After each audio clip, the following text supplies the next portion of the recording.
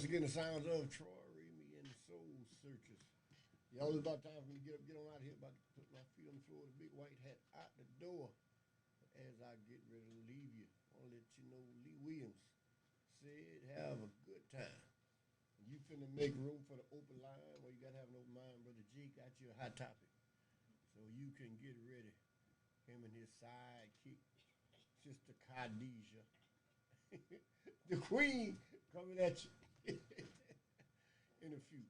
So God bless you. We pray that what you've heard on today would help you to recognize the 4 T's that you've been blessed with: time, thought, talent, and treasure.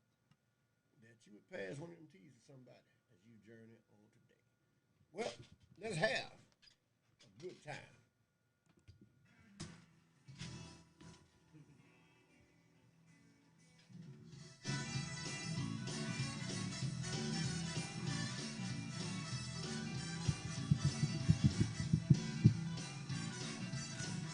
Come on, children. Quinn still working? Huh? Ben still working? I guess. I don't know. In case we have some hot miles in here. Huh. Put that hot air out of there. Evan Lee Dillon. So we in Wallace tried to direct his show in AOC, trying to get him on to come on AOC. And I'm actually say why you lie say the federal government is dropping them immigrants. You know that's your people, the Sanders and Texas government dropping the people in the black cities. Why that nigga? Brother T, you come on drink a cup of coffee. You're not I'm gonna take care of you. I said myself. I knew you would take care of me. I'll never be the same. I drink this coffee. Yeah, I take money, brother J. I take money from if the Democrats give me money, I'm gonna take it. If the Republicans give me money, I'm gonna take it and spend it the way I was born and born stuff.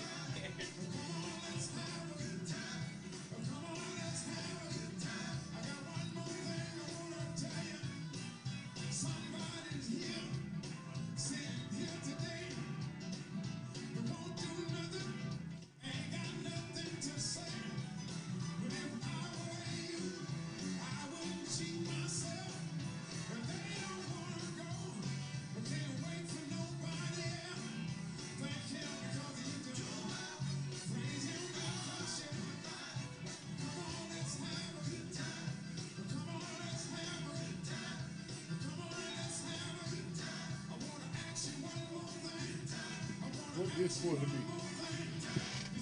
Going to Windows update, you don't worry about it. Yeah, if you want to restart it now, it take a little while. Yeah. You don't need that.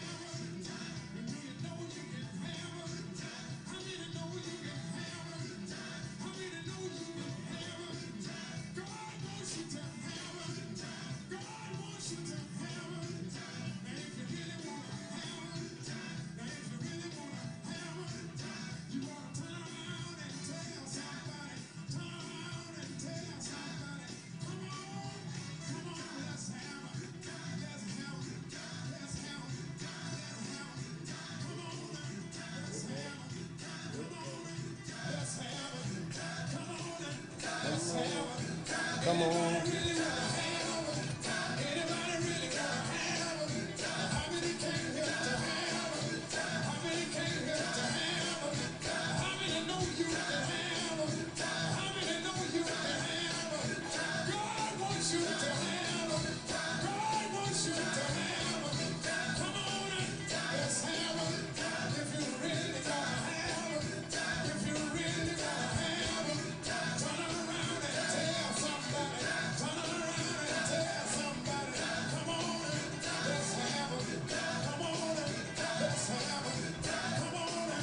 Come on.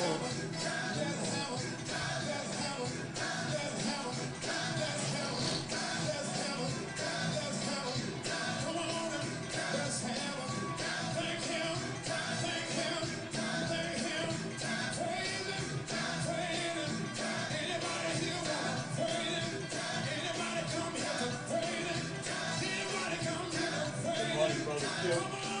Let me know if you come on for any amount of time in between that time of 9 Central and 11.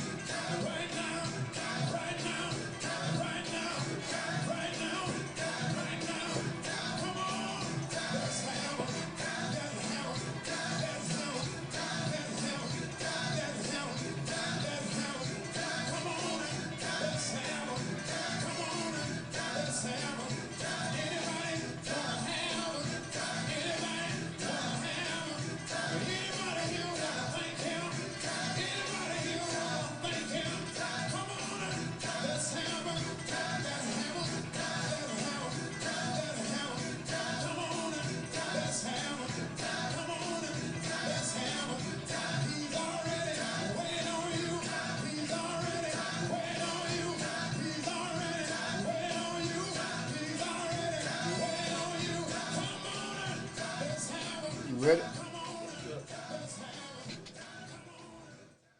All right.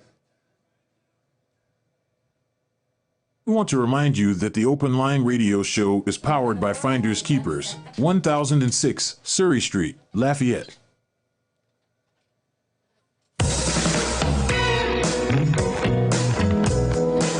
The Open Line Radio Show is supported in part by Finders Keepers Home Improvement Store, the place with your residential hardware needs, small engines, outdoor power equipment, bathroom accessories, electronics, lighting, plumbing, and everything in between. Located in the Southern Development Office Building at 1006 Surrey Street, Lafayette. Telephone 3377808149. That's Finders Keepers Home Improvement.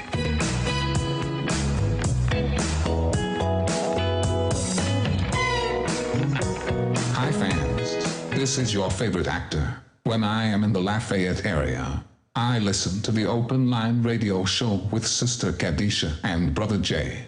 Heard exclusively on KIEE 88.3, your superstation for South Louisiana.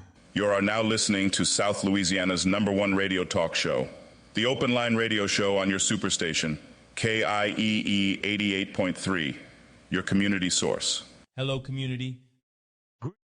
Greetings, brothers and sisters. Welcome to the Open Line. I'm Brother Jay. I'll be here with my co-host, Sister Khadijah. Stay tuned and relax for the Open Line on KIEE 88.3, your superstation. Welcome to the Open Line on KIEE 88.3, your superstation. The views and opinions expressed on this program are those of the hosts, guests, and callers and are not necessarily those of KIEE 88.3 staff or management. Thanks for listening. We are interactive and live. Call us at area code 337-534-0036. That's 337-534-0036. On the Open Line Radio Show on KIEE 88.3 FM, your superstation for South Louisiana.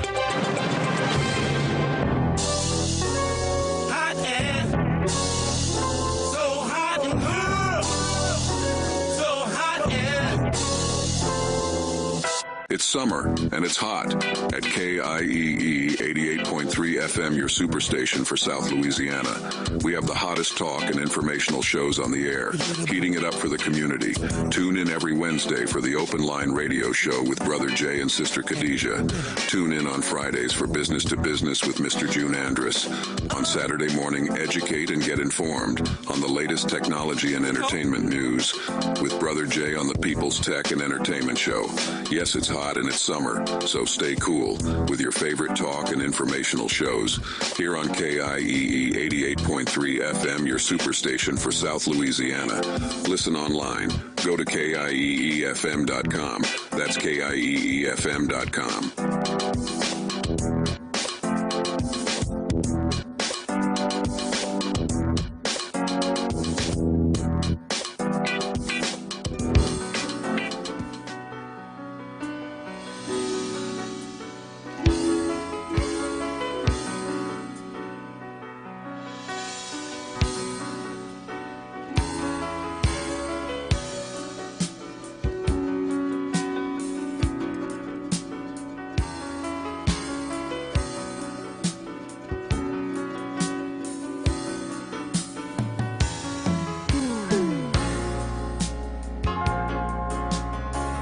Have you ever looked in a face of age? I'll lend your ears to what an old man had to say. 'Cause every generation of his life reflects a movie scene, often more than twice. Child is born to live within the master plan. Boy grows up, leaves his home to be a man. Vintage years of wine for the wine. Every generation of our life.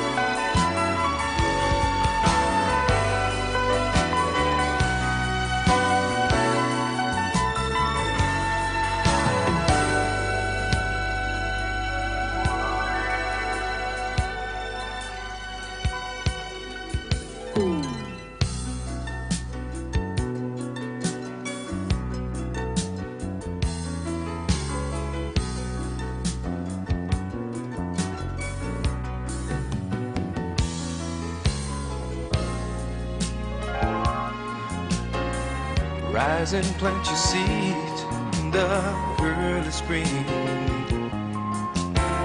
Summer's gone away, winter's back again. Yeah. 'Cause every generation of our life reflects a movie scene, often more than twice. Time will make us change, nothing stays the same. A fool gets stung, hides his heart, and plays the game. 'Cause every generation of our life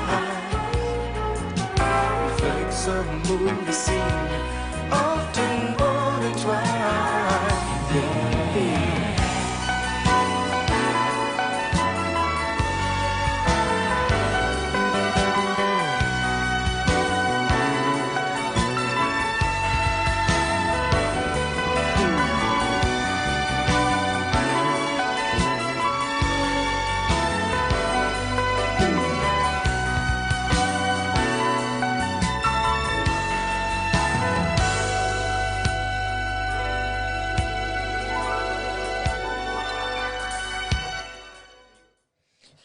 Good morning. Hotep Habarigani, Assalamu alaikum. I'm Sister Khadijah, along with our beautiful guest, Attorney Dua, and along with our part-time engineer, Brother G. It's another beautiful day, but it's another hot day. They are asking people, if you don't have to go nowhere, stay inside and be cool. They're asking you to also check on your neighbors, check on your family members. Just check, because that heat ain't nothing nice. Also, we wanted to send our deepest sympathy to the family of Draper Anthony, the family of DJ Jazzy Leon, Jazzy Leon Jeff, and to anyone who have lost someone by the hands of a fool, anyone that have lost a loved one. Attorney Dua, Brother J. Miss y'all these past couple of weeks. I've been in court. They ain't really been working me my birthday month. But before we get started, let me throw out my disclaimer. Any information obtained here today is strictly informational. No attorney-client relationship or privilege has formed. If y'all need to get in contact with me, y'all can contact me at 337-534-4020. Once again, 337-534-4020. And speaking of that heat, I was on the highway the other day, and the grass was just catching on fire because it was so hot. So the heat is no joke. So make sure you're checking on your friends and loved ones. Yeah, some people don't believe in global warming. That's for all these political races coming out. Be careful who you elect, what their belief system is. Listen, good morning, South Louisiana. We're so happy to have attorney Dua Smith, affectionately nicknamed Dua, back in the studio. Sister Khadijah's back. Where did she go? Well, you went yesterday. You were on the radio, and you commandeered me on the radio. Okay, but that's okay. That's okay. It's all good. But we want people to know that we appreciate the staff and management of Southern Development, Mr. John Freeman, Mr. Charles, not Mr. Charlie, Mr. Charles, for all the fine work in helping facilitating these shows.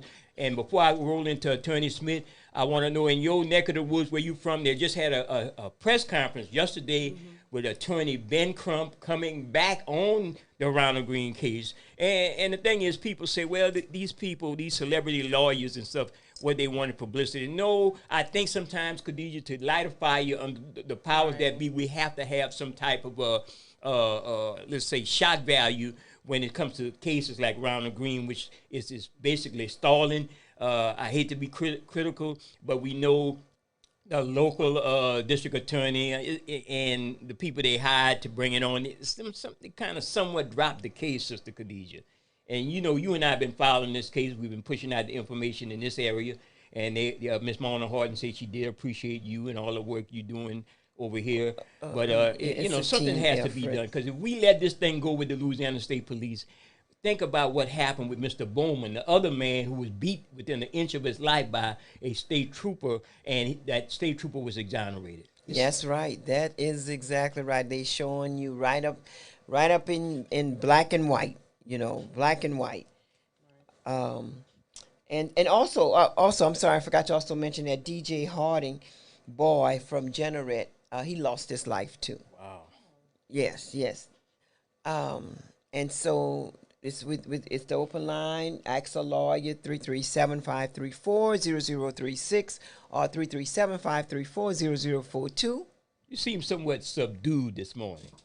You win, Attorney Smith. Y'all seem so, low energy. Say like Donald Trump, he was not gonna be on the stage tonight. Low energy going on in this house. Come on, man. Not low Pick energy. it up. Well, I have some downtime. I've been in court so much, so like when I'm out of court, Yes, ma'am. Mm-hmm. All right, so let's just go ahead with Ask a Lawyer. And being in court, did you have a chance to see the new laws? They have some new laws actually that took effect in August also. I did not. I'm sure you have a copy. Yeah. Let me see what's going on. Let's discuss a couple of these. What's some of the big topics? Well, it's still having to do with criminal justice reforms in the state of Louisiana, and that's an ongoing topic. Right. Now, in this other case that's right up in the beginning of the week, yes, there were five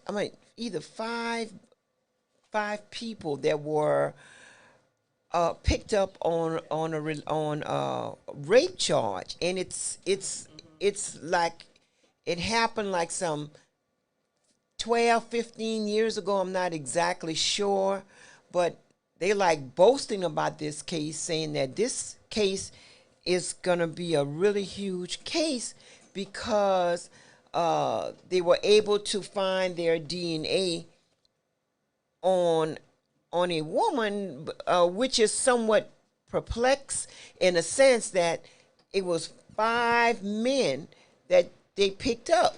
5 men that they pick up, and the case is really old. So they're like going back and saying that, okay, there's no statute of limitation on rape, neither rape or murder. That's interesting. It depends on the time period that went on, because Right. I know somebody called me yesterday about potentially getting picked up on a rape case that happened years ago, maybe like 5-6 years ago. But that's interesting. You said that they picked up some DNA? Yes.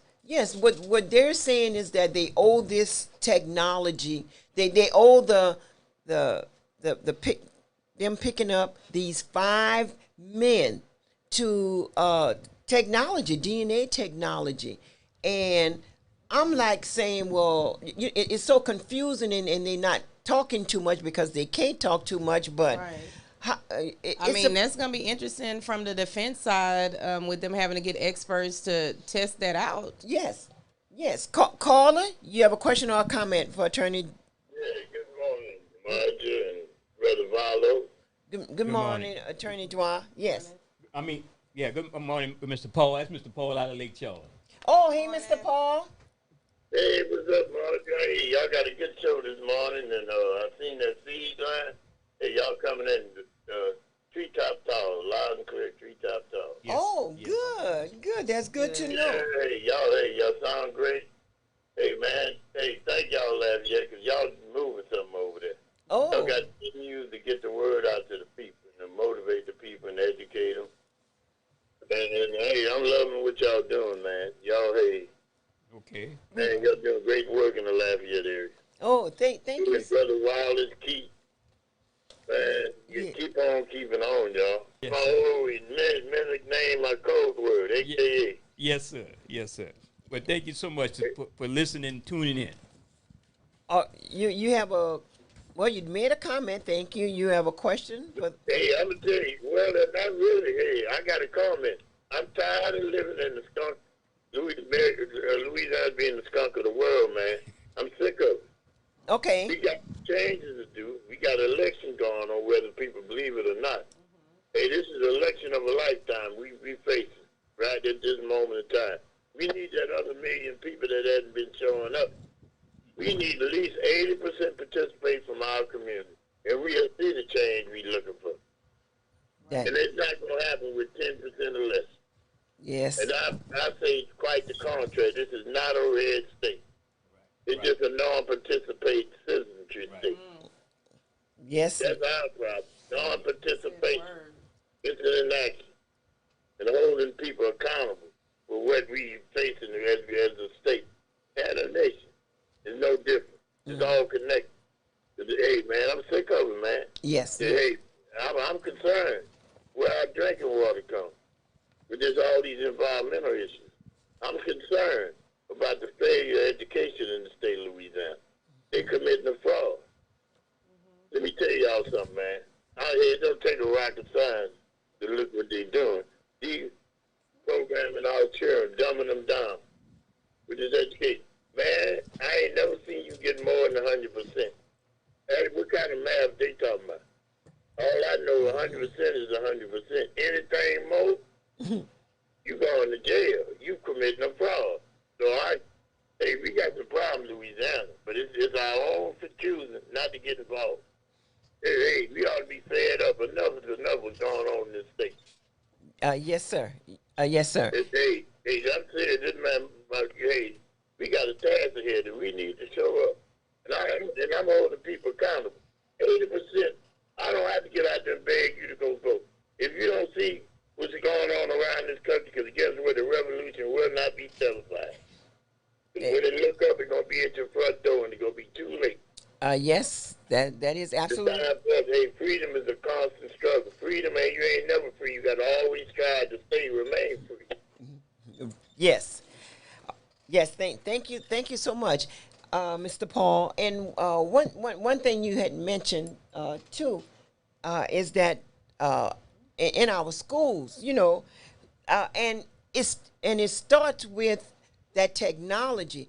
My granddaughter, she's on there, and she's like saying, "Hey, I love you," and stuff like that. Well, how do you spell you? She is spelling you as the as just the letter U, not Y-O-U. That is confusing because of the simple fact that when you're gonna have to take a test, you're gonna go ahead and put write you, or better yet, one teacher when I went to schools when I was in college, she told me, "Well, I sent everybody the assignment." I sent everybody the assignment. So I say, "Well, I never got the assignment." "Oh, yes, you did get the assignment." I say, "I didn't get no assignment. So she said, "Give me your phone." So she took my phone and she looked. And she said, "That's the assignment right there." I said, "Well, syllabus? No, the assignment was F. It was with F. What's that? F Y information. FY for your information. So I see that and I'm like saying, "Oh, this got to be a bug. This got to be somebody trying to like." I did not know that FYI stood for your information and all, and I didn't do my assignment. But then she could not give me a bad grade for it because I did not understand it. So that's a lot of things where it is dumbing us down more so. Yeah. All right. So back on this rape case. So you're saying is that either 4 or 5 men raped this individual, raped this lady, and like 12, 15 years later, you was able to recoup some DNA, and of the recouping of the DNA, you were able to go to these 4 to 5 guys. So what I'm saying is that's interesting. I would like to see what methods they're using to do that, because that's 12. You said 12 to 15 years ago. How are you coming up with DNA? Yes, that's right. And where was the DNA all the other times? Don't they supposed to store it in some type of temperature? Why y'all just not deciding to do it? So that's gonna be a really interesting question. Let me ask you something, Attorney Smith. Always interesting to know if I have to hire an attorney, how attorneys work with investigators or attorneys are educated to investigate such what Sister Khadija was bringing up about DNA. A lot of attorneys, I heard some people say, you know, everybody got an opinion. Oh, these attorneys not trained to understand what DNA means and how it's used in cases against you or for you. So here's the thing. We work with a lot of different people, like as criminal defense attorneys, investigators are one of them, which go out to the crime scene and get different information for us.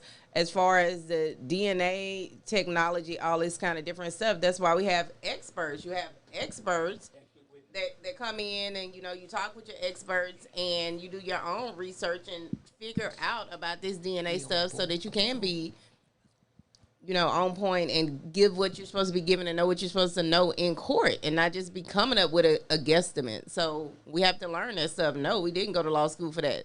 But there are people out there that is their lane that we work with. One more question, Sister Khadija. You know how young people get caught up in these cases and there's a new term, well, I call it fairly new, they've been using it. What exactly is human trafficking? I tell some people that might be called prostitution, that might be called getting somebody involved in some situation for profits, for money, illegally. So what is exactly is human trafficking? So it's really like a combination of all of that stuff.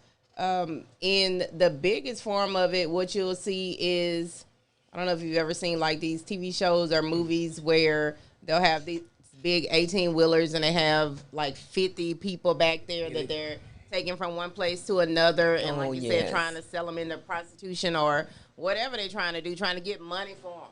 How about taking people, like, for instance, the common thing about taking people across the border from Mexico? Is that human trafficking? Technically, or it's just like smuggling, illegal smuggling of human beings? It depends on what the purpose is. So the purpose is going to be what makes it human trafficking. If you just trying to smuggle somebody into the U.S. because they don't want to live in their country because they feel it's better over here, that's not human trafficking. If you're trying to get money and sell them and whatever, prostitution, all the rest of this stuff, that's human trafficking. And all that falls under, let's say some of that falls on one big umbrella, like, you know, in the old days it was called prostitution, but even getting people to do some things that might be illegal, you know, you know, so that's something. Big umbrella. That's something people should pay attention to, because I see more and more local jurisdictions, and especially in the state of Louisiana, are charging people with human trafficking. Yeah, you know, you have to watch stuff like that. I'm for it, but I'm just saying the terms change. Absolutely. You know, the terms have changed. But they do so much. Like, they might kidnap some kids and, like, it's different forms of it. It's a big umbrella. Okay. That's good to know.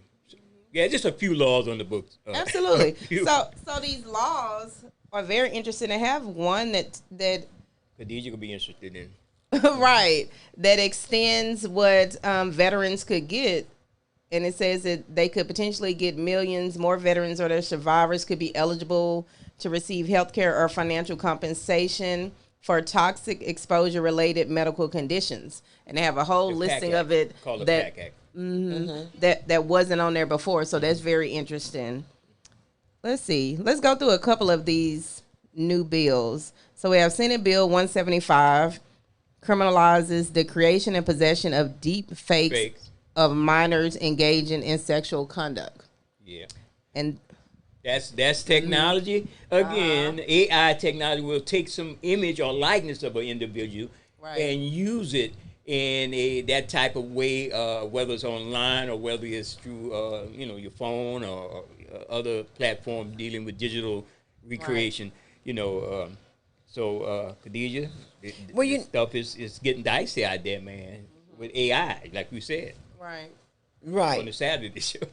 Right. Well, I don't know, but I kind of like lost my train of thought. Okay. I wanted to say that they're letting you know that in order for veterans to be qualified for that they either had to serve at Marine Corps Base Camp Lejeune or Marine Corps Air Station New River between August the 1st of 1953 and December the 31st, 1987. And you see, a lot of people went through those. Yeah. Well, I'm not saying that a lot of them didn't go through it, but my biggest problem is the fact is that they letting you know that you had to be either at these two bases. Right. I know of several good veterans friends. Joe was one of them who used to bake some of the best pies. He was just a baker at the Piccadilly in New Iberia, and he had suffered. He had suffered from Agent Orange, and the administration came out and say, well, you know, we didn't do no Agent Orange. There was no Agent Orange, and he was so persistent, and my deepest sympathy to Agnes, but they never once had said, well, you all right. You did. You were exposed to Agent Orange. And such a young man to die, you know. Yes. You was exposed to Agent Orange. So and a good brother too, very good. Oh yes, a very good brother. So I'm just wondering, you know, at least a baby step is better than no step at all. Right. But then it's up to Congress to keep trying to get some better laws on the book and advocates. But do they go back and compensate you for the 12, 15 years that you tried to get the money, or are they gonna just say, well, it's starting today? You see, that's a valid point. Catch-22. Right, that is very valid. And so another thing, transfer of evidence.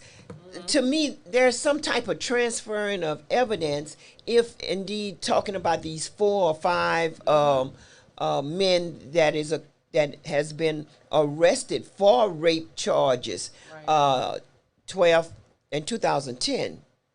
I'm thinking I'm kind of remembering a little bits and part of it. So how did the transfer of evidence come into play? But that's what I'm saying. That's something else. So the legal term for that would be the chain of custody. So how are you keeping up with the evidence? So that's something else. So, I mean, that's going to be a very interesting case to watch as to how they even got that chain of custody, all of that. Yes, indeed. It's a lot. Yes, it's definitely a lot. Let's see. So some more of these bills. So Senate Bill 124 increases the penalty for driving a vehicle without a license plate attached. Let's see. House Bill 258 creates a state maritime academy within the University of Louisiana system. House Bill 121 requires public schools that include kindergarten through 5th grade to provide at least 15 minutes of recess per day. I thought that they already provided recess. Yeah, I thought so too. That's interesting. I might open that one up and see the exact wording of that. Senate Bill 135 recognizes the value of midwives and implements a Medicaid reimbursement rate for midwifery services. That's good. That would be really good. Senate Bill 229 expands the boundaries of the New Orleans Exhibition Hall Authority Economic Growth and Development District and amends the tax structure. House Bill 68 authorizes public schools to offer an elective course in the history of literature of the Bible. The law states that the course must maintain religious neutrality and not use any particular translation of the Bible. This is actually interesting because when I was in undergrad, I took what's called a history of Christianity class. It's one of my favorite classes, so this is very interesting. And the history of Christianity, it brought you all the way back to the very first church, to the Roman Catholic, like all of that. It went through everything. Oh, okay, all right. And did it also go through all of the rapes and murders, the burial of little infant babies in the grave? It didn't touch on that, or it did not focus on that. It focused more so on like the religious aspect of like when it started. It didn't have all of that. Okay. It would have been interesting if it had all of that, but it didn't. That one didn't. Because I'm not sure if this one will have that or not. Oh, all right. Because I remember learning a little bit about our history. One of the first slave ship was named Jesus Christ. Really? Yes. Okay. One of the I first didn't know that. slave You're teaching me ships something today. was named Jesus Christ. So it's amazing. You know, Wow. they come there with the Bible. Right. When they leave in the Bible with the Africans, and then took all the land, the gold, and everything that goes with it. Yes, indeed. Wow. Let's see. House Bill 55 is also known as the Mental Healing Justice for Incarcerated People Act, which allocates funding for access to better mental health services in state prisons and screenings for inmates with mental health disorders. This is so important. I'm going back, and I don't want you to have to constantly go over, but the issues with automobile registration and so forth. With the license plate? With the license plate. Okay. Sometimes I wonder, these bills, and I know I'm making a comment, does these... An appointment, right, all this stuff, and then you can't make an appointment there. You have to make an appointment online, you know, all of this. So if people don't have a license plate, I mean, I'm assuming maybe they don't have the money for it. So then if you're penalizing them for not having it, then you add on more money. And then the longer that they can't get it is more penalties that are adding on. So to me, it just like snowballs into a different issue. Yeah, the laws seem to be getting a little bit more harsher when the Louisiana legislature convene the Senate and the representative, and let that be something of interest to the people who go vote for these people. But when they convene, the first thing they go to is the law books and increases penalties on everything across the board. But it doesn't seem to help Louisiana. Right. It doesn't seem, it seems to be hurting us more and putting more people in poverty. Some people can't use a vehicle to go to work because they got so much arrears concerning at the DMV, Sister Khadija. They're paying notes on the car, and they're paying notes to get their license plate from being flagged. So you got to ask the question, when will someone go to Baton Rouge and think about how can we help alleviate these problems with people not doing the right thing? Because it seems to be something that's not getting better. Right. And then this one lady, she had told me that she was stopped by the state trooper in New Iberia, right there off on Center Street, where they were hot and rampant. And she said she was stopped for for not having her seatbelt on. So seatbelt violation, all right. Then she said when he pulled up, when he pulled up the rest of her information, it was like, well, you don't have insurance neither. Well, her insurance had just expired yesterday. And so now from a seatbelt violation to now insurance expired yesterday, now he has towed her car. It seems like they just escalate. It is, and then she's gonna have some stuff from the DMV for not having insurance. Then that's coming. That's right. That's right. And all of these harsh laws pertaining to a motor vehicle and the driver's license haven't pushed the insurance rates down. Louisiana has one of the highest insurance rates, and they're saying, well, that's because the people, while they're not with their vehicles, but guess what? No, it's not. If you're selling alcohol, you got a state that's promoting alcohol and tobacco.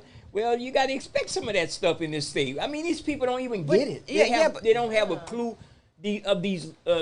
what is wrong with Louisiana and what they're gonna do to attempt to fix everything. You know, even though I don't smoke, you know, and I periodically do drink, there's nothing wrong with alcohol behind the scene. I mean, at your home. Behind the scene. Just don't drive and drink and drive. Drink and drive. Just don't do it like that. Yeah. But the laws that they need to be concerned with is like, you know, why our mortality rate is so high here in the state of Louisiana.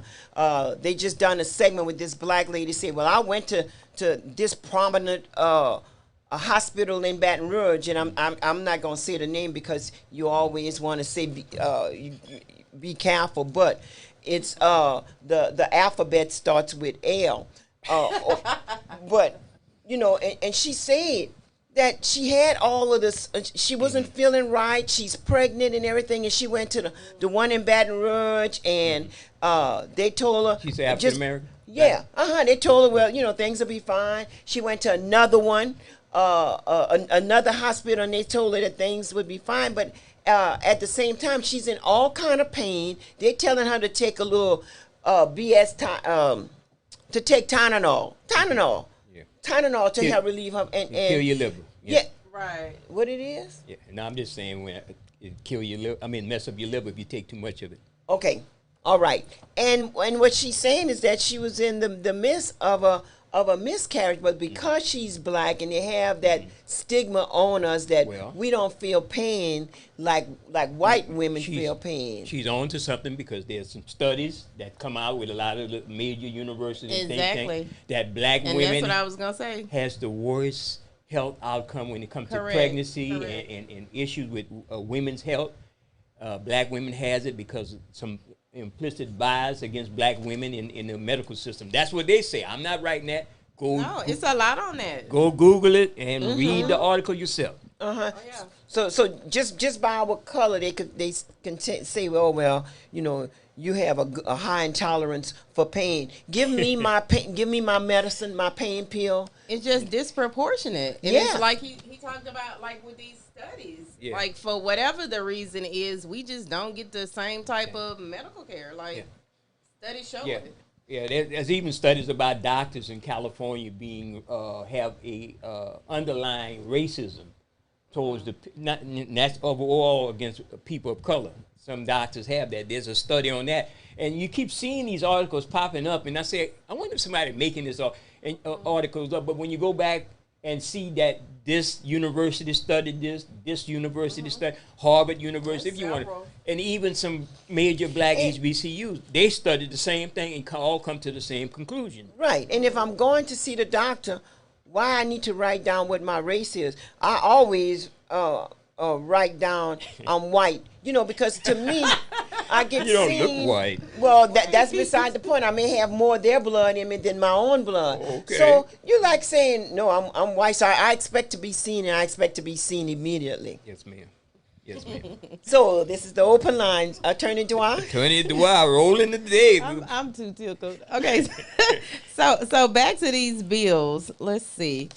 House Bill 55, also known as the Mental Healing Justice for Incarcerated People Act, which allocates funding for access to better mental health services in state prisons and screenings for inmates with mental health disorders. Yeah. As a criminal defense attorney, this is so important. The two major things that I see with clients are mental health and drug and alcohol abuse. So this is so important. Everybody that needs to be in prison, and if they are, there definitely needs to be some great services for them. And again, I say, if I'm an attorney and I'm living in New York, I said, where I can get, and I'm a criminal defense attorney, where can I get the best outcome for me to make some money? I would go to Louisiana because guess what? We smoke, we drink, we promote all the bad vices of life that would make us get in trouble. I'm gonna put that in there too. And not only that, but they also say that if you have like 3 glasses of wine a week, that's good. That's moderated for heart health. There's some studies on that, and that's left to be open. And you know, I believed in it first, but then when you told me to stop drinking the wine, I just listened to you. Look, she's looking at me. Right, no comment. Right. She did give that advice, y'all. Right, and you know they have also been studies that they mention that we need to be able to, with all of the horrific things that's going around us, all the wars, all the unnecessary killings and stuff like that, we need to be able to laugh, smile out loud. There even exercise where people just go and they just laugh out loud because what they're saying is that it releases tension, it releases stress. So we got to be able to put some of the humor in with some of our most despicable things that's going on. Well, I don't know about in this state. I mean, you can't be, you got to be serious because there's some serious stuff going on, and especially this election cycle. There's a lot of, and nobody, I don't see nobody have a clue to fix the things in the state that we talk about every Wednesday on the open line, Sister Khadijah. It's you know. But all these laws in the book, here we go again, Attorney. Yeah. Why are they being put on the books? Some of this stuff, like I've said several times, like I honestly don't even know, like overkill. The mindset behind some of this stuff. But I mean, they're gonna soon be giving you 20 years to life for having an expired license plate. You never know. Well, no, you never know with these people. I know they're trying to. I don't know. I think they did pass it where if you're caught with fentanyl, Fentanyl is bad right Yeah. now. So that's one thing you don't want to be caught with right now. Yeah, right now. Yeah. Right, because it kills so many people, and Right. a lot of times. So that law, it did get passed. That it's if you're caught with so much, I think so. Yeah. A gram. Just sign it into the law. right, you will get a life sentence.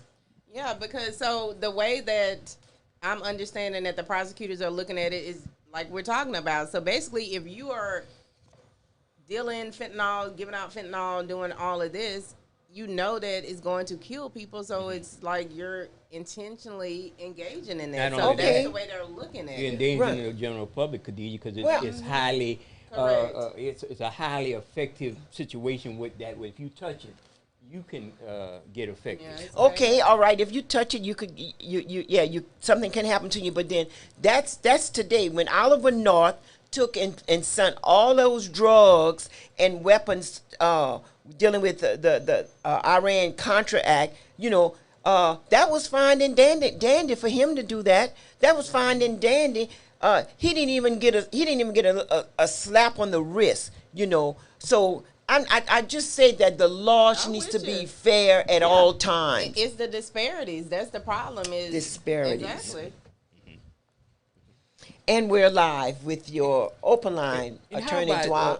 Attorney Smith, how about public defenders? Are they still having issues concerning funding for the office? Yes. Okay. That's always a major issue. It definitely is an issue in the 15th. Okay. And just the amount of cases that we get, it's, and it's not stopping with the fentanyl, with the guns, Yes, and, yes.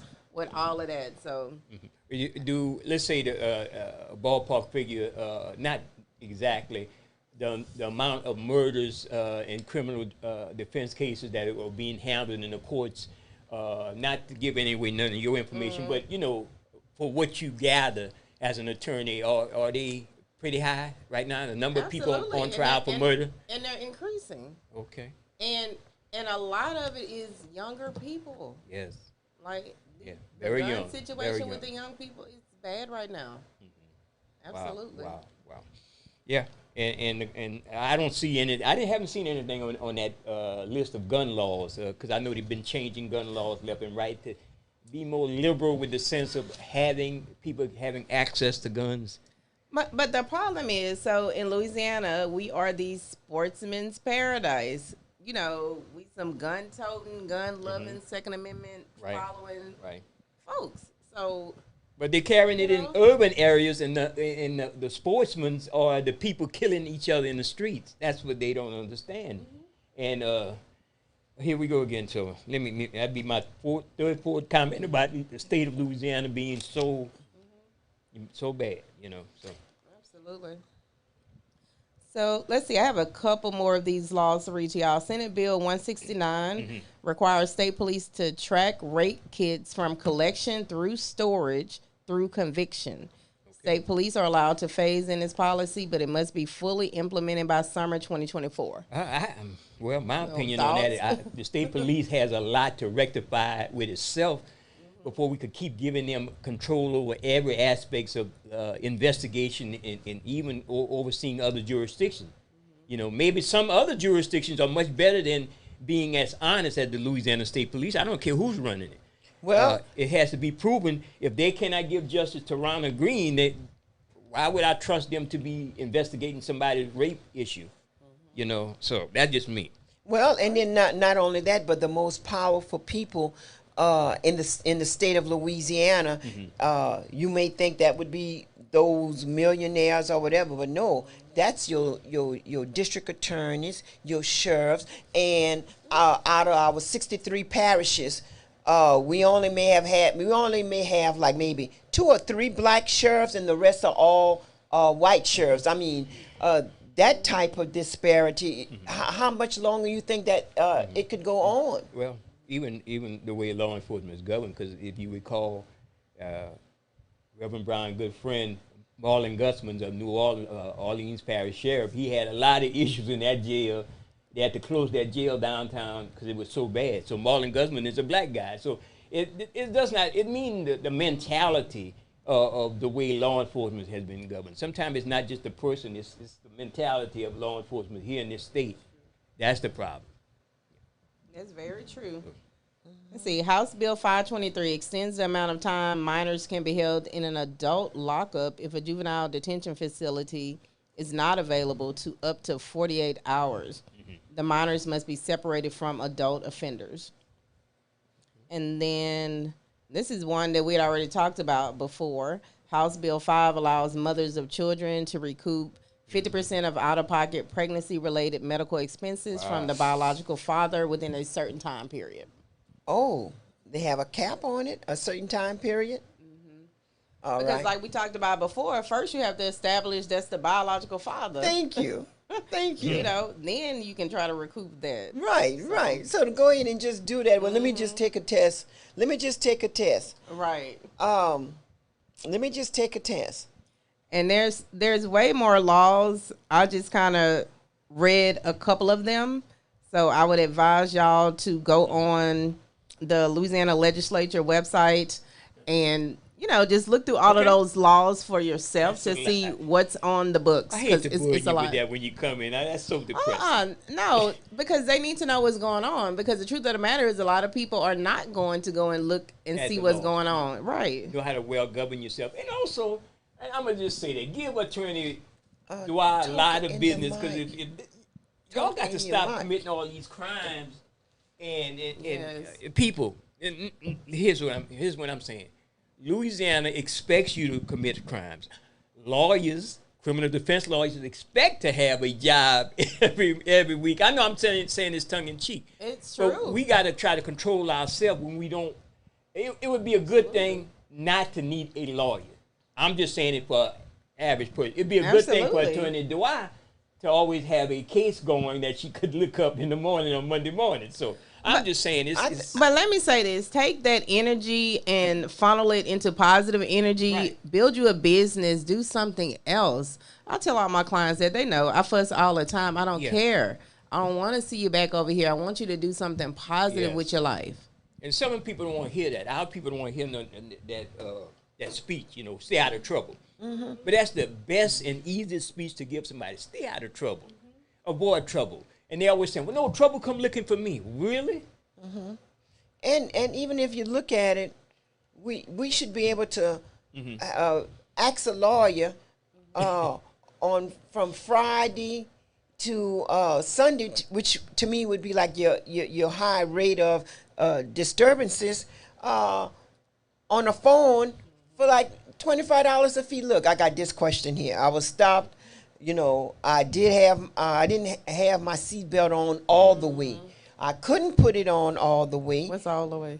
What's Yeah. half of the way? Sound like somebody been doing that for I was about to say, a long what's time. half of the way? I'm Right, trying to well, picture this. You know, like I could only put a seatbelt like halfway. Just pull it across? Okay, I got Yeah, you. And halfway not through my buckle. body because I'm still healing from the other part. see. So if we had just this little business model, call Friday through Sunday, a 24-hour service where you could ask a lawyer, and for that fee, how they do that? I mean, look, you just send me my $25 through this little card and stuff, and I'm gonna ask you your question. Now, if you asking more than 2 questions, you should be able to get a discount. That's a good idea. My colleague, she's giving you a business for the weekend. Yes, That's a indeed. good idea for real. Yes, indeed. Yes, indeed. But right, and again, any questions or comment, you need to call in like right now, or it's going to be a little bit too late. Or Attorney, do I have to leave, or we will answer to the best of our ability? And you can't. I'm not gonna be able to quote things like I should be able to quote things because I don't have that line of expertise. And Sure is. I know we were advertising to get Attorney Ben Crump on, but talking to him yesterday, they said he might be on a plane going to L.A., him and brother Arthur Reeves, a.k.a. Silky Slim. Silky Slim. We appreciate Silky. Silky is working now for Attorney Ben Crump, and we know Brother Arthur Reed started out on the Community Friendly show on your show. Yes, with Brother Khadijah. Oscar and Brother Darrell. And you had a chance to interview Ben Crump a while back on the concerning the Victor White case. So you had good memory. We trying to bring some great topics to KIEE 88.3. Please support this station. Please support AOC Community Media, which we are live on now, Cox 15 LUS Street. I'm going to read this briefly. I'm going to let Attorney Smith comment on this. High-profile attorney calls for federal civil rights charges on Ronald Green killing. Renowned attorney is calling for a federal civil rights charges in the killing of black Louisiana motorists by the Louisiana State Police. Ben Crump, who has worked on several high-profile civil rights cases such as George Floyd and Breonna Taylor, has asked the United States Department of Justice to launch an investigation into the Ronald Green case and file charges against officers who are involved from the Louisiana State Police. So that's the headline on yesterday. He was in front at the Union Parish in North Louisiana Union Parish Courthouse calling for that yesterday.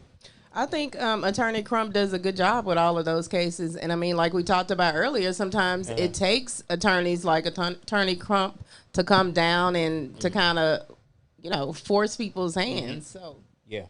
Well, we and Miss Mona Harden, and if anybody's listening, give our sympathy. She is one woman who's determined to get justice for her son. Right. Yes, indeed. They were in Baton Rouge for the on behalf of the hearing for the Carl, DOJ.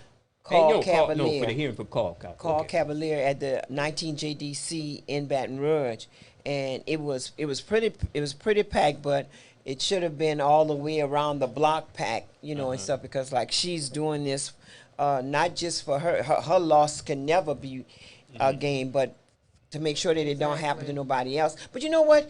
The state police and the coroner, those are two sets of organization that really works together within each other. So the state police, hypothetically speaking, to tell the coroner, well, he died from being choked to death. Right. And then the coroner say, well, no, he died from a bullet being shot in his back. Then the coroner, then the state police will come back and say, well, what? Didn't he had a heart attack before the bullet hit him, so he was going to be dead anyway? You see, so that's the type That's just an example of something? Right. That's a good example of it, because they actually use them scenarios in some other cases. You got to think outside the box when you're dealing with people that's unfaithful. Carla, you have a quick question or comment? You're on. Good morning to all of you. I had kind of a question. Remember the shooting where that child got killed? I want to say maybe about 3 weeks ago, with the shootout with the police and this man. Did they ever say the bullet that they found in the child, who the bullet belonged to? That kind of brought to mind what you just stated. Well, if they didn't say it, trust me, then you could really think about who bullet it actually was. If they did not say, because they quick to let you know, well, yeah, it came from Jordy Gunn and stuff like that. So if they didn't say it, you could bet your bottom dollar that it came from the police. But they should acknowledge that. And not let it fall on that. I think it was the dad of that child. Right. Yeah. Well, they just don't have moral compass. They should have at least been fair about it. And, I guess they don't want the fact that the police actually was the one that killed the child. That's right. That should be brought up. Yeah, it should be brought up. Yeah, because to my understanding, the mother couldn't even see her child. Yes. Okay, thank y'all. Y'all have a blessed day. Yes, you do. Maybe Attorney Dwyer can help out some kind of way. Okay. All right. So yes, that is something to think about, and it reminds me of Arsenio Hall. Arsenio Hall, when he had his night show and everything, he used to put his fingers to his temple, and he used to say, something to make you think about. Yes, indeed. I yes, can't believe indeed. you that old. You was watching that show. Well, I'm 64, so. Okay. All right. Yeah, I'm proud of it. I mean, the gray hair that you see. Yep, proud of would it. you sign a paper stating that's your real age? That. Say, wait, I didn't No, catch you know, it. because I tell people when they quote me on something, say they can do something, say, well, put it in writing. Oh, yeah. You know what I was telling you about. Okay, yeah. They don't want to put it in writing. Honey, don't want to put it. I'll put it in writing. That's for sure. All right, we had an attorney over here, so that's why I felt free to ask that question. Okay, Don. Okay, you come up with CA at times, and what is CA? Convenient amnesia. Don't let me go the other way. I'm not saying nothing. I mean, okay. I'm in the presence of a great attorney. Yes, indeed. Yes, indeed. And so remember, listening audience, they're letting you know it's going to be hot. Yes. Please stay cool. Please check on your relatives. Stay hydrated. Yes, please stay hydrated. Don't go outside unless you absolutely have to, and make sure that you've got drunk a lot of liquids when you do go. Yeah. Is it me or the earth is on fire? Because it's not just over here; it's all over. Everywhere. Yeah, it's bad. Yeah. So, global warming, that should be something. Ask your person, the person coming to ask you for a vote. Ask them about that. You know. So, sister, anything else? We'll roll up into this segment. I think Attorney Smith has to leave at 10, or she want to stay longer. That's it. Yeah. No, I have to, because I'm in the office today, so I need to catch up on a couple things before I have court again. Okay. Yes, and I wanted to mention, too, Beyond the Zoom, The Afterlife by George Augustus Starling Jr. is a fantastic read and everything. He was here for Imani Temple 30th anniversary. He was here. Your Excellency was here, Augustus Starling, and it was a really nice banquet. And everything, and so many people participated in it. Deacon candidate Janet McZeal, Ron Nichols, the King Milton Law Group, Dr. Chasson, Clarence and Melinda, Sylvester, the NAACP, Margie, Queens of Verde Chapter, African American Heritage Foundation, SWLA Juneteenth Committee.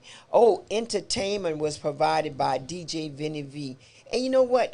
He's with DJ Vinny V. I don't know what radio station he's with, but Cumulus. Cumulus. They own several others. Okay. What's the call number? I'm not gonna call those stations. Oh, all right. Well, no, I just thought. I mean, he did such a good job. Yeah, well, everybody knew him. Yeah. Okay, he did such a good job playing. I promote jazz. KIE 88.3, the station we own right now. Yeah, I went and I told him he got to come in on our station one day. He said, well, yeah, he said he's gonna come. He's kind of busy right now, but he will be. He will come. That'll be really good because we could like play together. But again, we want to thank you so much for coming out, Attorney Dwyer. Look forward to you. Yes, ma'am. Let me give my closing remarks. So if y'all need to get in contact with me, y'all can contact me at 337-534-4020. Once again, 337-534-4020. Now, I do have court next week, but I will be back in studio the week after that. Okay. Hopefully we'll get that free invitation to a certain restaurant that we've been talking about. They out of crawfish now. Yes, yes, indeed. Are you going to go ahead and play Ronnie Laws again? Yes, sir. All right.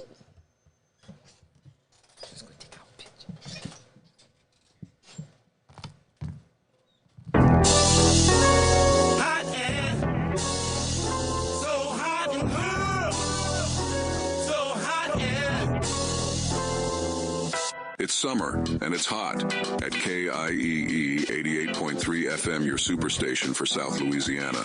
We have the hottest talk and informational shows on the air, heating it up for the community. Tune in every Wednesday for the Open Line Radio Show with Brother Jay and Sister Khadijah. Tune in on Fridays for Business to Business with Mr. June Andrus. On Saturday morning, educate and get informed on the latest technology and entertainment news with Brother Jay on the People's Tech and Entertainment Show.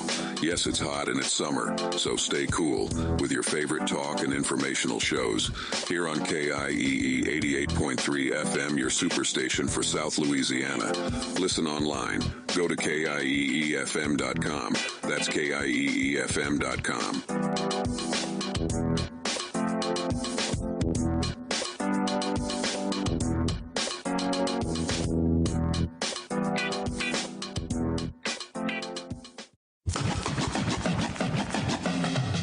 All right, summer's here.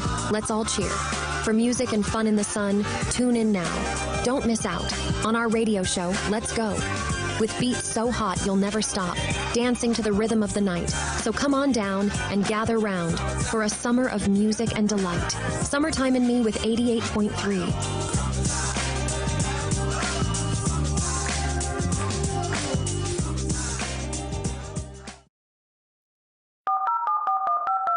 We are interactive and live.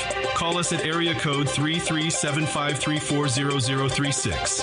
That's 337-534-0036. On the Open Line Radio Show on KIEE 88.3 FM, your superstation for South Louisiana.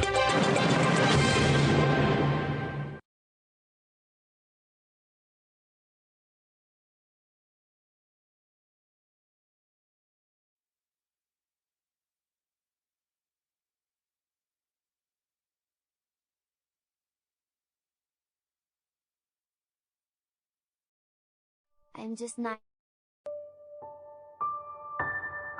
Hi. My name is Amari. I just wanted to say a few words about gun violence in Louisiana. I'm just 9 years old. Last month, I lost my big brother who had just turned 15. He was at a party when someone started a fight. Someone came back and started shooting. My brother was shot. He later died at the hospital.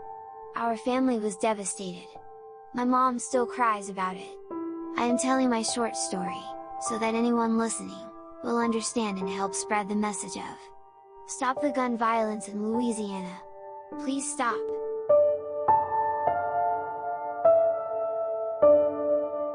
This is an Open Line Radio, public service announcement, serving the community with information.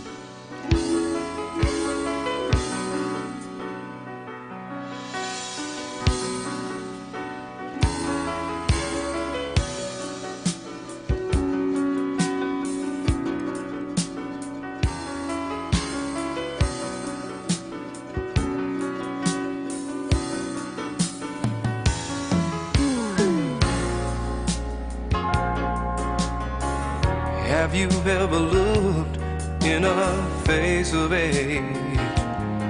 I'll lend your ears to what an old man had to say. 'Cause every generation of his life reflects a movie scene, often more than twice. Child is born to live within the master plan. Boy grows up, leaves his home to be a man. Vintage years of wine for the wine. Every generation of our life.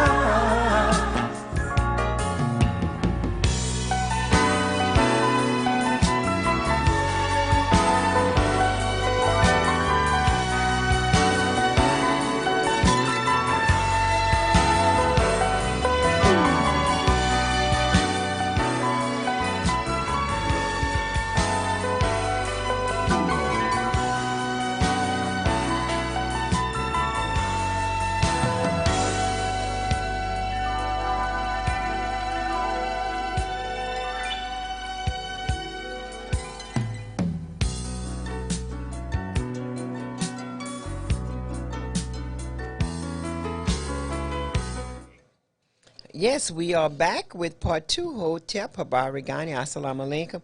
How y'all doing right there? We do have our spectacular brother, Brother Abdul, on. From Chicago. From Chicago.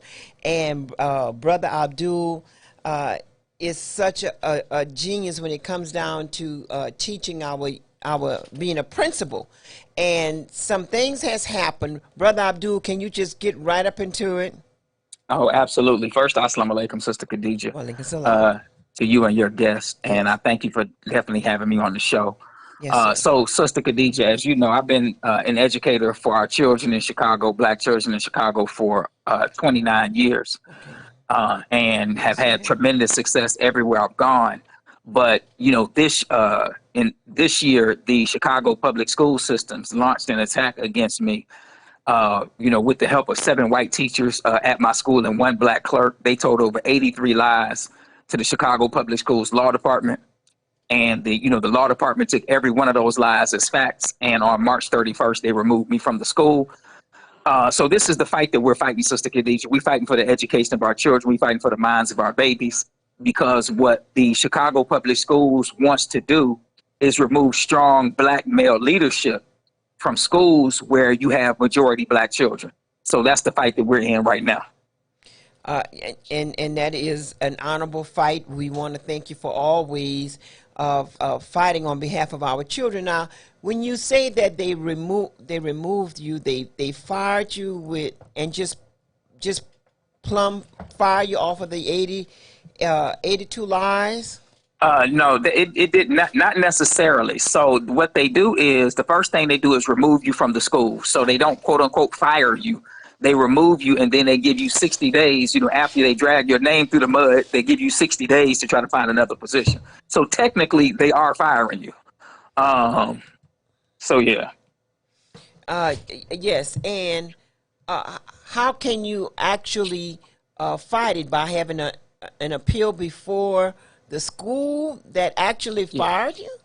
Yeah, well, so that's the thing, Sister Khadija. There is nobody that you can appeal to, and it's not just me. Once the situation happened with me, and I stood up and started to fight back, then other black principals who were also targeted.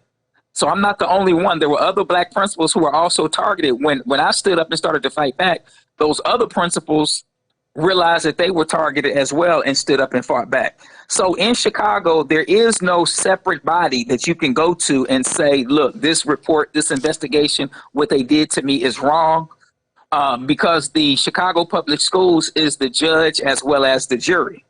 And so this is why we're taking our fight directly to the mayor, because the mayor is over the schools and the mayor can make the decision, right? The mayor can make one phone call. The mayor can direct his Board of Education to investigate what's happened to these black principals. And if what's happened to the black principals is not fair and is not, then the mayor can have every last one of these black principals at these black schools protecting black children, can have them reinstated. So the power is really in the mayor's hands to make a change. That's why we're asking everybody to go on justiceforabdulmuhammad.com. Justiceforabdulmuhammad.com. You can sign the petition, and you can also send a message straight to the mayor from that website, justiceforabdulmuhammad.com, and ask the mayor to use the power that he already has to reinstate these black principals that have been targeted and unfairly removed from their position, providing quality education for black children. Brother Abdul, Brother Jay here. How important, our listening audience, to get them abreast on why they should be concerned about what's happening to you in Chicago, how big a deal this is for other black principals and other black educators around the country who wants to emphasize some type of legacy where young black boys can look up to black men who are principals. How important is your case? So, brother, I'll say it like this, that everybody saw this fight that happened down in Montgomery, Alabama, where these white people attacked a brother that was asking them to move their boat from the wrong spot, right? Yes. So the brother was doing his job, asked them to move the boat. The white people attacked the brother. Next thing you know, the brother threw his hat up like the bat signal, and black people came from everywhere because they saw our brother was in distress. That one situation has inspired black people all over the country and black people all over the world, right? Because what they saw was they saw the arrogance of white people and the nerve of them to attack a brother for doing his job. Well, the black principals in Chicago are in a similar fight. We're fighting not just because of we are fighting the arrogance of white people, but the greatest fight that we can fight is for the minds of our children. And what white people want is they want to control access to the minds of our children. And we have to fight for that. So what we noticed once this started to get national attention, because you have people like Attorney Ben Crump that is involved. Once this started to get national attention, we've been getting messages from black educators all over the country saying that the same exact thing is happening in their city. So if we fight it in Chicago and win, then we can fight it in Baton Rouge. We can fight it in Lafayette. We can fight it in all of those parishes in Louisiana where the exact same thing is happening, where a strong black man comes into an educational environment, transforms that environment, and then the arrogant white leadership who doesn't want strong black male leadership over black children plots and plans and schemes to remove that person. This is a fight that's starting in Chicago, but it's a fight that we have to fight all over the country, because this is what's happening to black educators, black parents, black communities, black pastors, black ministers. We need to get involved in the fight for the education of our children, because this is the greatest fight that we can be involved in. Yes, indeed. Yes, it sure is. And I remember addressing the Iberia Parish School Board on a lack of African American teachers, on a lack of high expulsion rate among our young black men. I mean, this is so serious that it continues to go on unless you put a stop to it. Absolutely. So, people talk about the school to prison pipeline. So now that's not a myth. That's not a theory. That's an actual fact. There is a pipeline. You talked about the suspension and the expulsion rate of young black men. In the schools, what you have is you have a majority white teaching staff in most of these schools, and the majority of those teachers are white females. They cannot relate to young black men. They see them as a threat, and the code of conduct book is used as a punitive tool to punish young black men. And in school districts all across the country, young black boys are suspended and expelled at a higher rate than everyone else. Even if they're a smaller percentage of the population, they are expelled. Well, you have black educators like myself who can go into schools, build relationships with young black men, and lower the suspension rates, lower the expulsion rates. In the 25 years that I've been in Chicago public schools, every school, not one school, not two schools, every school that I have walked into, we've transformed that school. And I'm talking about some of the most challenging environments in Chicago. You hear about Chicago, you hear about the gang violence, you hear about this and that. But what you don't hear about is the work of those people that are working with our children to transform it. I've done that work for the last 25 years, and black educators are doing that work all over the country. And we are being targeted because the white people in power have already established the school to prison pipeline.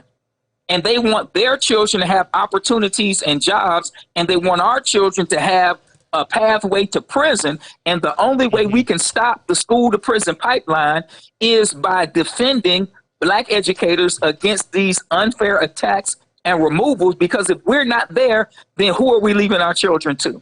Yes, sir. We're leaving our children to the very people that constructed the school to prison pipeline. So, brothers and sisters, I worked in a school that was in a jail right here in Chicago in the juvenile detention center school. I worked in there with the GDs, the BDs, the Vice Lords, the Four Corner Hustlers, the Black Souls, the Latin Kings, the EBKs. I worked with them every day. And because I built relationships with them, because I was a strong black man in front of these young black boys and these young Latino boys, when I was there, this was the first time that they could bring all of those brothers in the same room together without there being a confrontation. So this is the transformative work that I've done in every school. Everybody has something bad to say about Chicago, but they don't recognize the transformative work that is happening right in the city of Chicago with our children. In fact, what Chicago Public Schools wants to do is destroy that work that the black principals are doing so that that school to prison pipeline can be maintained so that it can be well established. And this is what, but it's not just Chicago.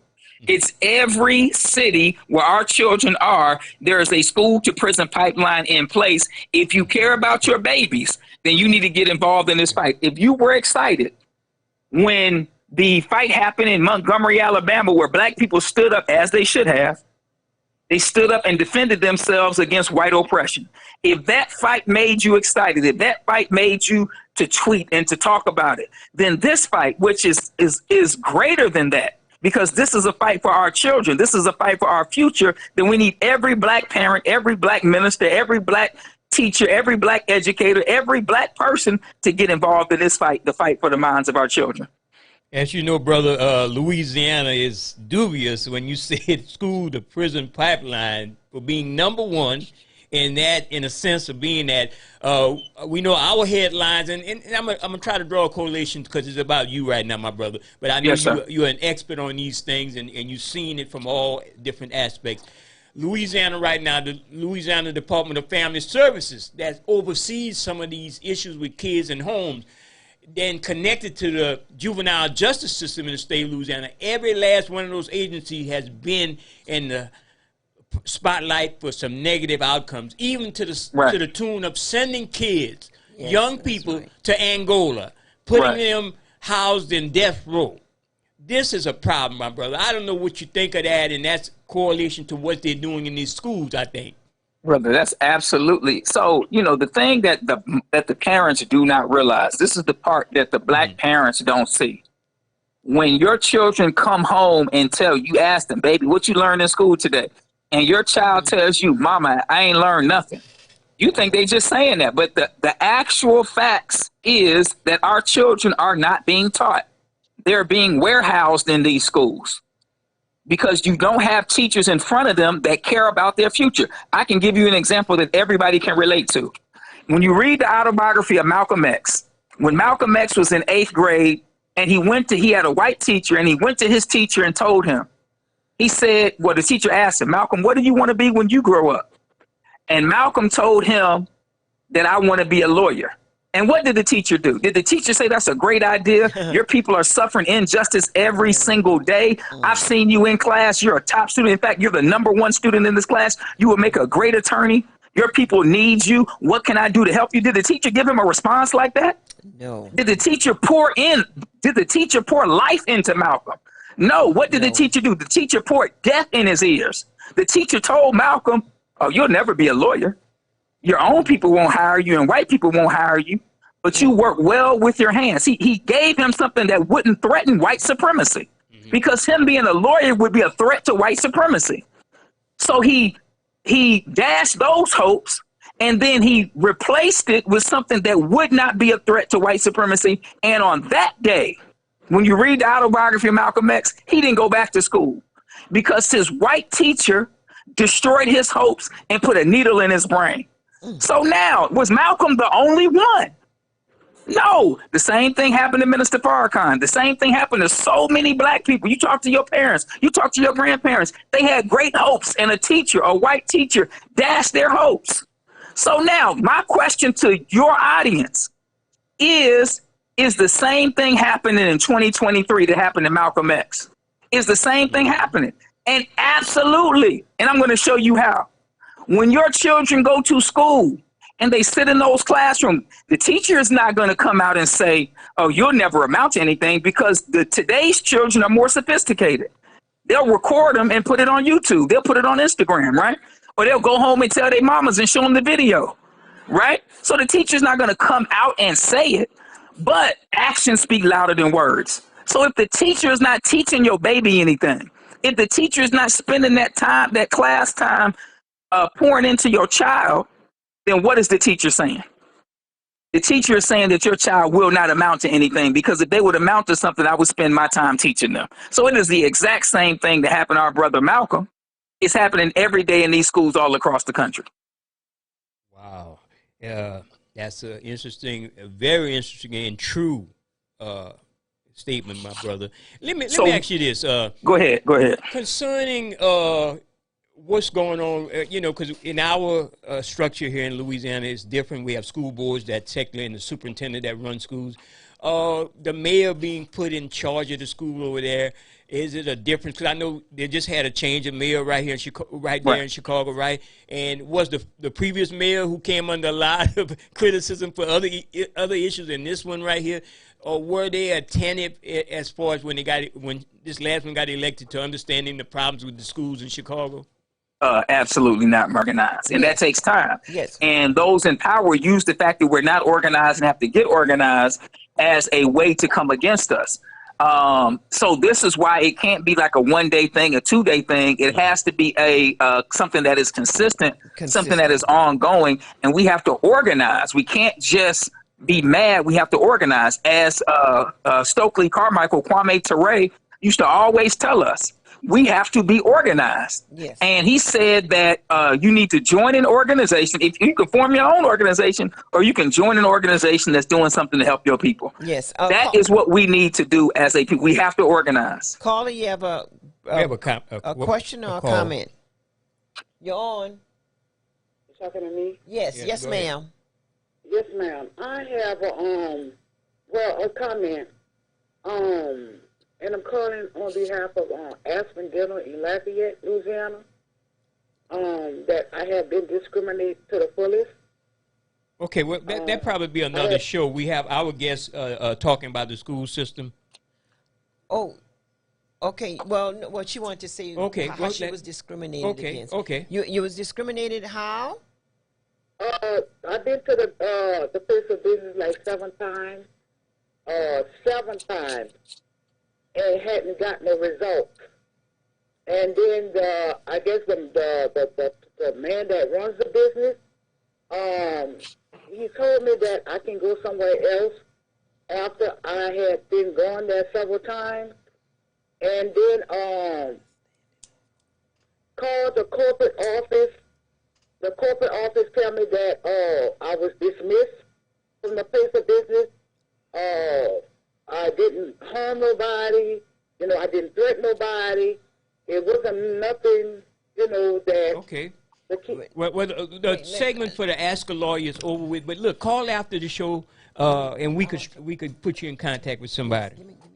Go ahead. Now my brother, we're going back to our calls. On our show, we have a free and open platform for people to call in with their feelings, and sometimes we get those phone calls when they hear you firing up the audience like you're firing up the audience to get interested in things like what you're going through. So where are you at now with the legal fight? Getting you pursuing getting your job back, or you're trying to change the dynamics within that certain school or schools in Chicago? Yes, sir. Well, we're fighting all of that. If you go on the website, justiceforabdulmuhammad.com, you have the list of demands that we're making. But what we want is for all the principals that have been targeted. So one of the things that came out of this, brother, once we started to fight back, the Chicago Sun-Times requested certain information from Chicago Public Schools through the Freedom of Information Act. And what we found out through the Chicago Sun-Times is that they bore witness to what we had already been saying. We had already been saying that black principals were targeted. Well, the Chicago Sun-Times reported that only 8% of the principals in Chicago are black men. But there's 70% of the principals that have been removed from their position. So that is an undisputable fact that black men in Chicago public schools who are leaders are being targeted by Chicago public schools. We had been saying that.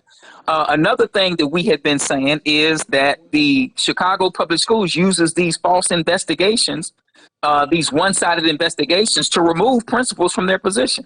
The Chicago Tribune agreed with that. They spoke to one of the former inspector generals, and he said that these investigations are substandard. They're subpar. And I can talk specifically about my investigation. There's over 40 people that they didn't even interview.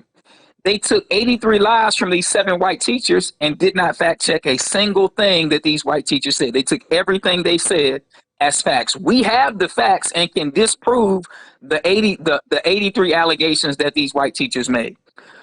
So again, the Chicago Sun-Times agreed with that. The third thing that the Chicago Sun-Times agreed with is that these allegations in this report are petty. I can give you an example. So one example of a petty allegation that they charged against me was that I made strange purchases for students. And then when you read what the strange purchases were, it was balloons and a DJ for a pep rally. That's insane, right? Yes. Because you had at a pep rally, that's what you have. You have a DJ, you have balloons, but the law department, like, why would somebody even bring that to the law department? He bought balloons for a pep rally, and then you actually take that as something that I did wrong. Like, that's insanity, right? Right. Or it's things like that are all throughout the report. So the charges in the report are petty, but this just goes to prove that black leaders in Chicago, as in every other city, it's not just Chicago, are being targeted. They're being targeted right there in Louisiana. Yes. Because the question that we have to ask is why?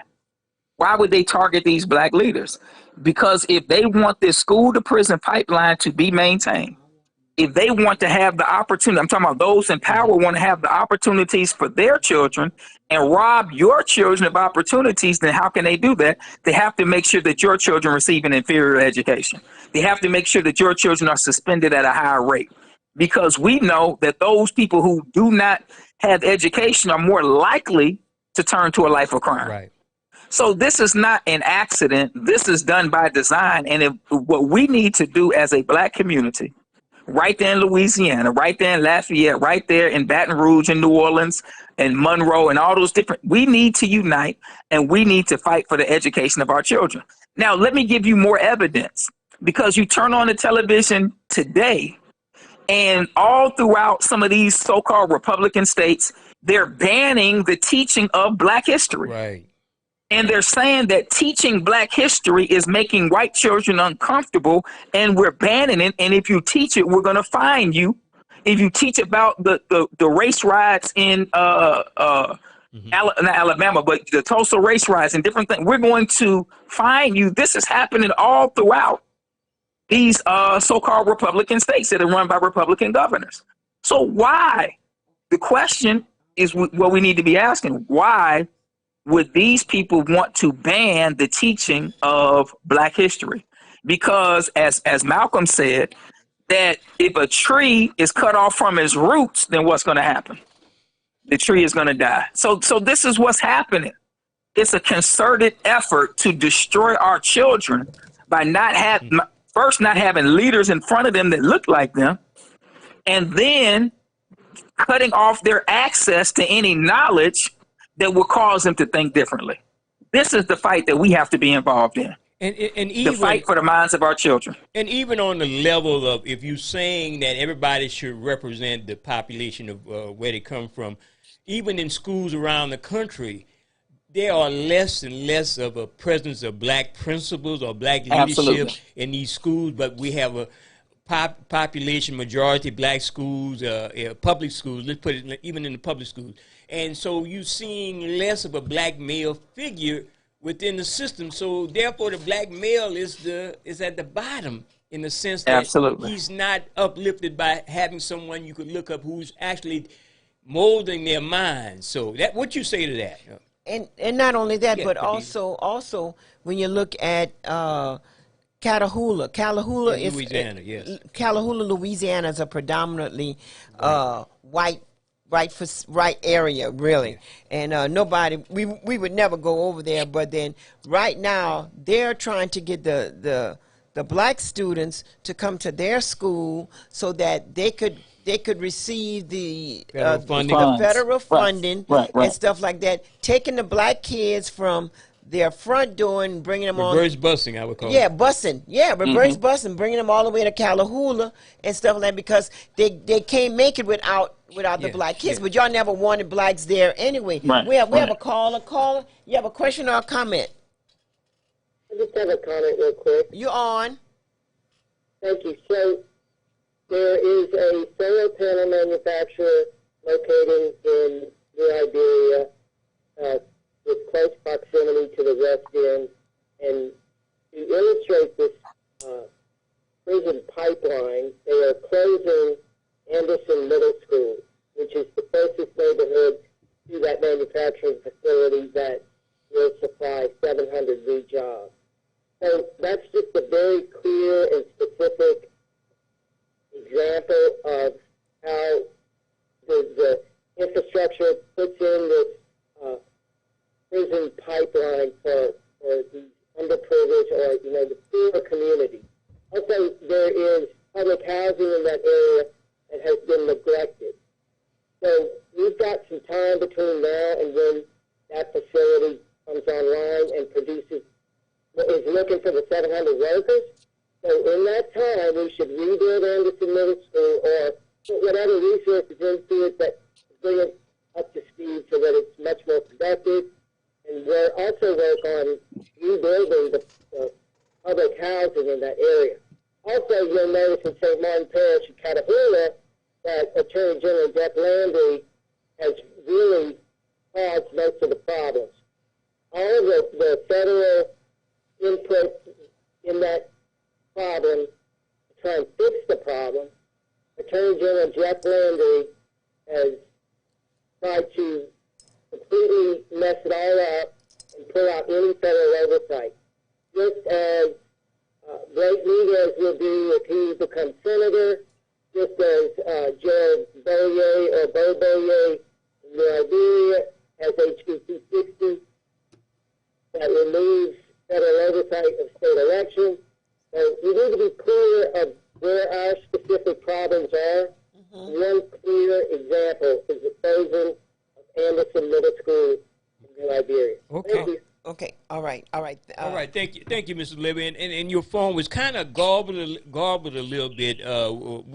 I think we get the crux of his example. What Mr. Brother Abdul is saying about the prisoners, the school to prison pipeline is how they're closing down these black predominant schools, and they're busing kids off where they could have to serve under or be educated by people who don't have their best interests. You know what I'm saying? Yes, absolutely. Yes.